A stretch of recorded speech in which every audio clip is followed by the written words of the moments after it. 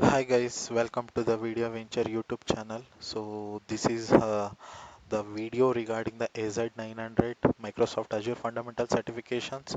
So here I am going to tell you the what is the syllabus we'll be having in AZ900 and what are the topics we need to cover and how will be the exam pattern and what is the duration, passing marks. So many steps will be there for this AZ900.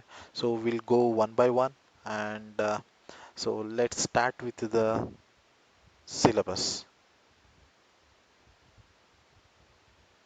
Yeah, so for the basically for the Microsoft Azure Fundamental, it's an examination where anybody can take, irrespective of whether he is a database administrator or database engineer, or whether he is a Java developer or C.NET developer, anyone who want to learn or who want to enhance their skills regarding the Microsoft Azure products, they can start their learning learnings from AZ900. AZ900 is just a basic understanding of the Azure concept. So it's an optional. If you want to take any other certifications related to Azure, you can go ahead without taking the AZ900, but it's always highly recommended to take the AZ900 examination before going to further like Azure Data Engineer. Yeah, so this exam will be there for 1,000 marks. Out of the 1,000, where each should get 700 marks in order to pass. So approximately like 45 to 50 questions you will be getting. All are multiple choice, and there will be no negative.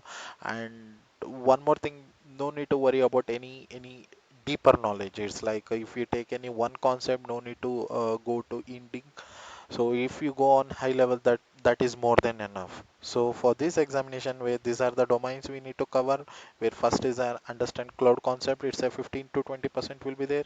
Then understand core Azure services 30 to 35%. Then understand security, privacy, compliances, and trust.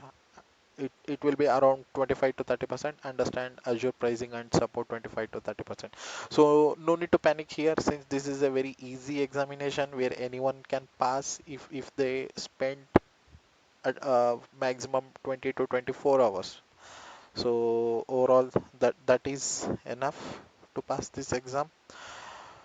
So this is how will be there. If you come to the understand cloud concept, where you need to work on these parts, whatever the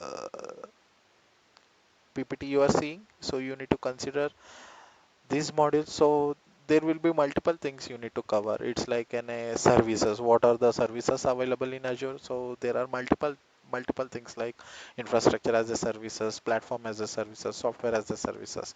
So i- just you want to know what is IaaS.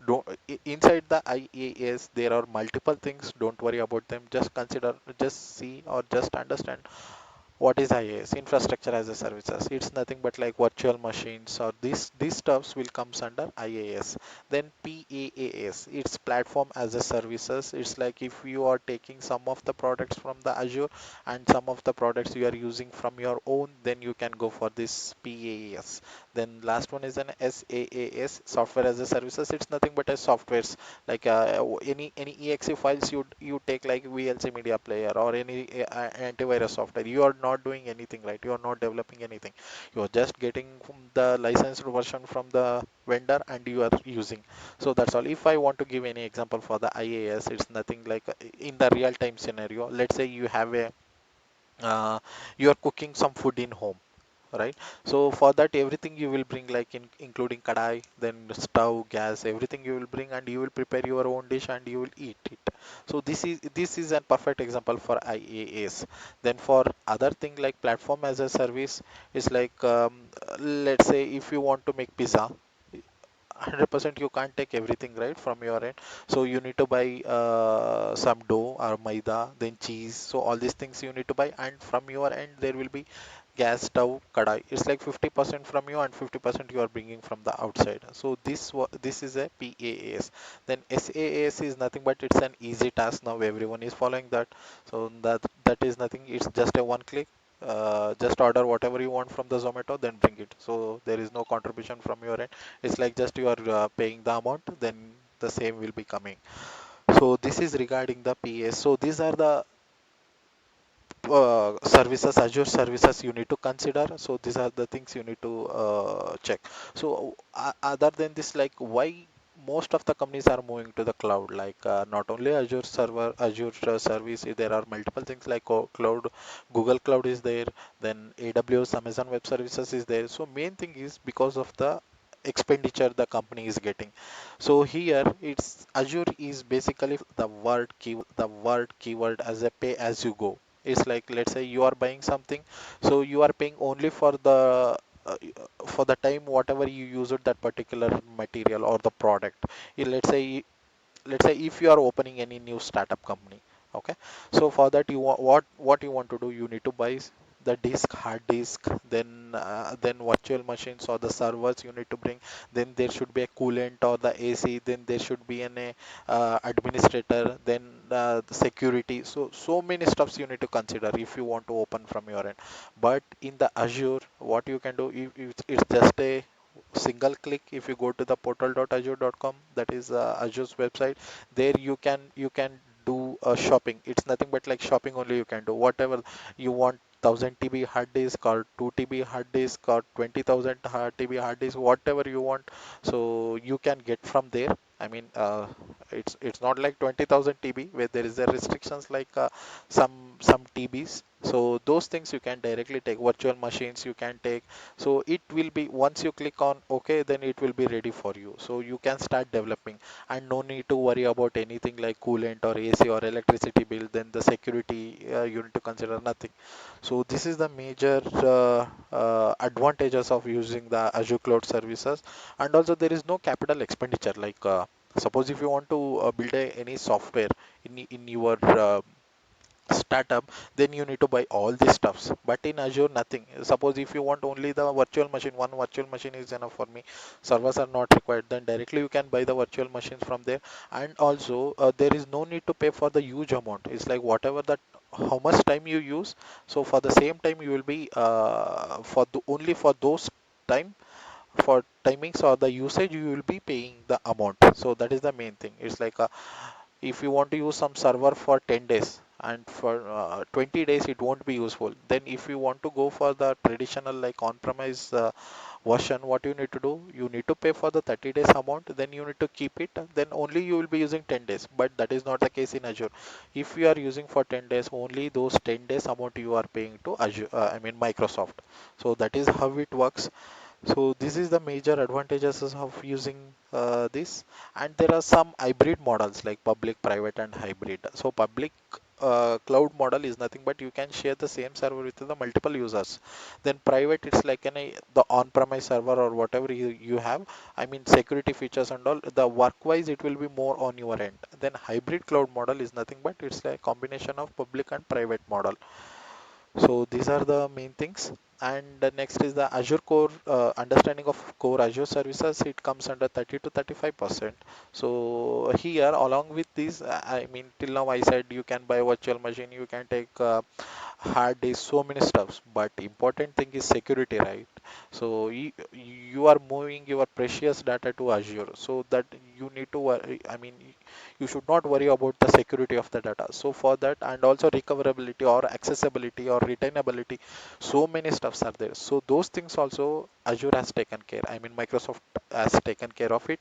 It's like availability zone. It's nothing but let's say you have your data in one region. If you consider like as Indian and then South Indian or North or West, so anywhere it's like you can create your virtual machines or your virtual machines based on the location. Let's say your clients are in Delhi or your clients are in Mumbai, so you can create the virtual centers in those location. You can select there. If you consider the US, there are North as well as North America you can consider. So you can give the same thing. Then if your clients are in Australia, then you can give the Australia region. So that accessibility is very much faster. And also let's say if any one zone goes offline or if it failed, then automatically Azure has I mean Microsoft has created an availability zones where it will be copied to the other zones. So from there you can retrieve the data. I mean the SLA miss is very very minimal. So this is the main thing. Then the scale set, and let's say you have one application, Okay, so for that you don't know the load. I mean, let's say if you take the Amazon example only, like they used to um, give like Amazon festival, right, for 2 days or 3 days. For those 3 days or 2 days, the number of hits per pages for the Amazon app is huge, very huge. No one can imagine those hits. So for this, what we can do, where we have a concept called scale out and scale in. Let's say for if the access is more, then obviously CPU utilization and the memory utilization will be more. Then automatically in this case, what will happen in the Azure, we have a concept called scale out and scale in. Automatically it will up the CPU utilization, and if the usage is very low for that website, then it will scale out. I mean, it will bring down those utilization. So these are the main things we have. Then virtual network and load balancer, VPN gateway, all these things are related to security. It's like if as I mentioned the Amazon example only, there you need to consider, right? So your server should be up and it should be balanced with the other server. Else if all the loads hit the same server, then then it is very difficult for the server to maintain, and it will crash. So then VPN gateway, it's like for the security we need to consider. Then virtual network is nothing but an VPN network, where we need to create a subnet, and we need to provide some range IP address from these all for security reason. For AZ900, these are not required. Just if you know what is virtual machine skill set, or what is virtual machine, what is load balancer, what is VPN gateway. If you just understand this concept, that is more than enough. Then the storage.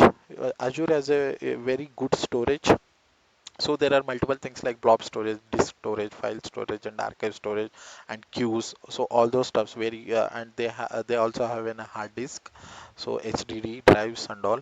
So apart from that, it supports multiple databases: Cosmos DB, SQL database, Azure database migration services, then Azure SQL data warehouse. It's nothing but now they changed it to Azure Synapse Analytics. So many stuffs are there. So just you start learn or just come to know, just try to understand this terminologies, what is Cosmos DB, SQL databases and all.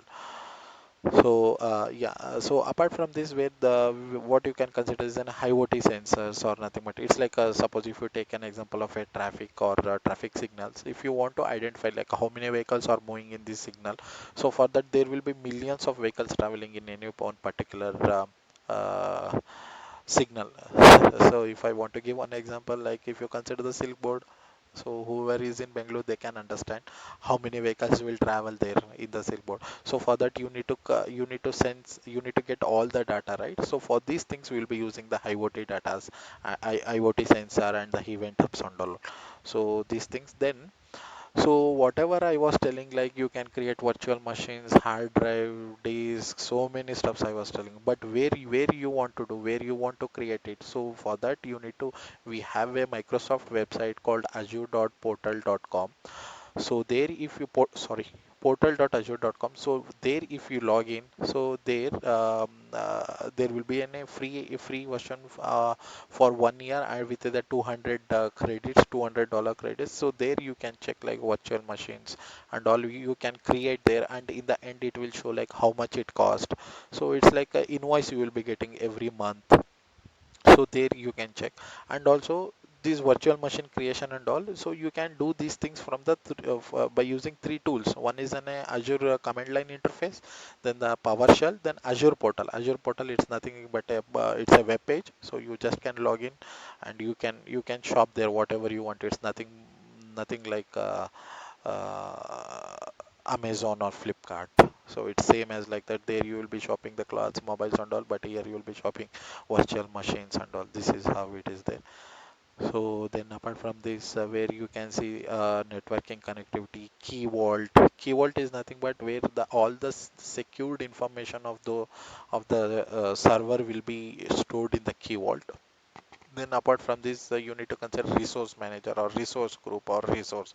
Let's say in in in IT terminology, there are four concepts, right? Like development server, test server, and stage server, and production server. So for these four server, let's say we have multiple things like database. For each environment, we'll have a multiple, right? Multiple things like database servers, ETL server, analysis service. I mean, if it is a database project, if it is a, like a front-end application, then there will be an Apache Spark, then so many Apache servers and all. So for this, what here we are doing, if we are completely moving our data from on-premise to Azure, so we need to create four environments, right? I mean, stage server or dev server and all. So for dev, what you can do, you can create one resource group. It's named as a like development server. So inside that you can put all these things, like if you are creating any virtual machine for the developer, you can create under that, so that it's like just a reference. So everything will be in that group. And if you delete the resource group, all the resource will get deleted. So these are the things you need to consider. So this is a very good learning, whatever I can say. And there are so many things like Azure Service Health you can check with, and advanced threat protection will be there if anyone is trying to hack your databases or anything you whatever you mounted on Azure server. So everything you can check Azure governance methodologies, logs and all.